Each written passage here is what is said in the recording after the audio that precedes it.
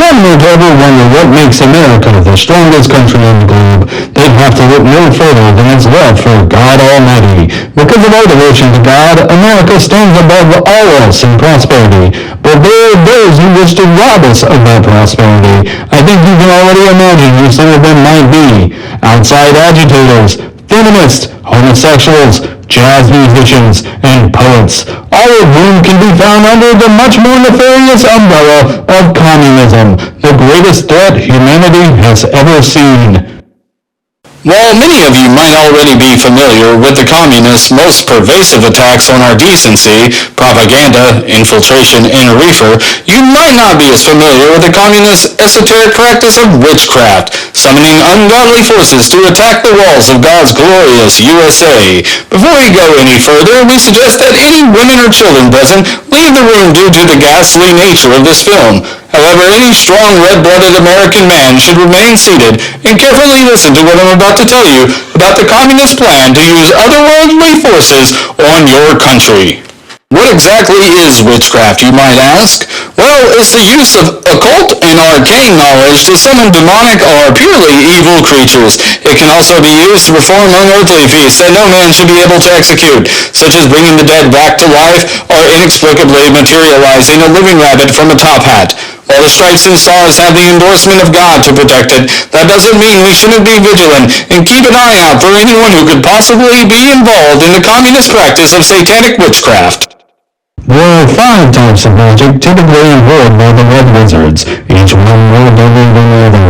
The first type of stylus magic is time magic, and is often performed by a group dancing around a clock or other timepiece with the intention of changing past events. Some time magicians have even supposedly sent objects into the past, and perhaps even the future. Some of the brightest minds speculate this explains some of the amazing structures that have been found on some of the dark continents.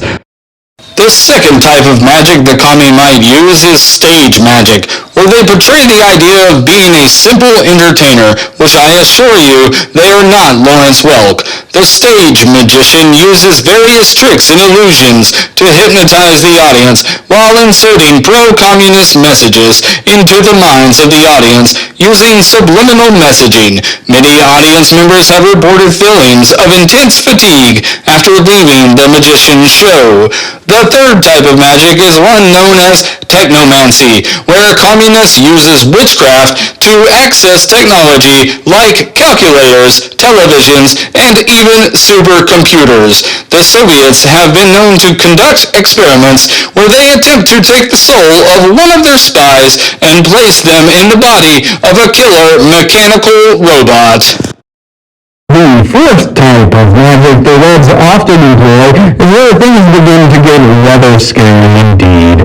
The dark art of necromancy. While necromancy can encompass the act of communing with the dead, as we saw in the seances made popular at the turn of the 20th century by the evil, well-known communist sympathizer Madame Blavatsky, the real terror of necromancy lies in the act of raising the dead from beyond the grave. If one ever doubt the legend's ability of such feats, then look no further than the notorious wizard Rasputin, whose enemies could not keep him in the grave.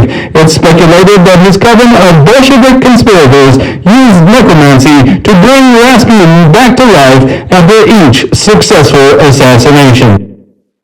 The fifth and final type of Soviet sorcery we'll discuss is by far the most dangerous, the act of evocation, or the summoning of malevolent supernatural forces such as demons. When a wizard casts a spell, they bring a demon into a physical plane and use them to commit various criminal and un-American activities. British occultist and socialist Aleister Crowley is said to have participated in numerous rituals when he would summon such entities, one of whom is said to have been a creature known as Lamb, who bears an uncanny resemblance to the little green man made popular by the science fiction films created by the communists in Hollywood.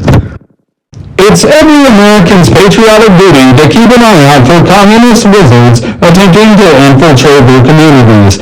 Not every John, Jim, or Jacob you run across is going to be a communist witch, but there are sure several indicators that you're dealing with a Marxist covenant. They wear strange hats, perform strange dances, and eat entire Lucky Strikes whole. But if you really want to make sure that you're dealing with a communist witch, then ask them to recite the 6 goals of the preamble to the United States Constitution. If they cannot, then immediately report them to the proper authorities. It's scary out there for a patriot, with the threats of nuclear war, dark protest, and now sorcery. But if we hold true to the principles that make this country great, and remain vigilant in identifying and eliminating any and all threats to our liberties, then we're sure to keep it great for the busters and buddies of future generations. For we are a nation under God, and we will not be defeated by the demonic forces, domestic and abroad.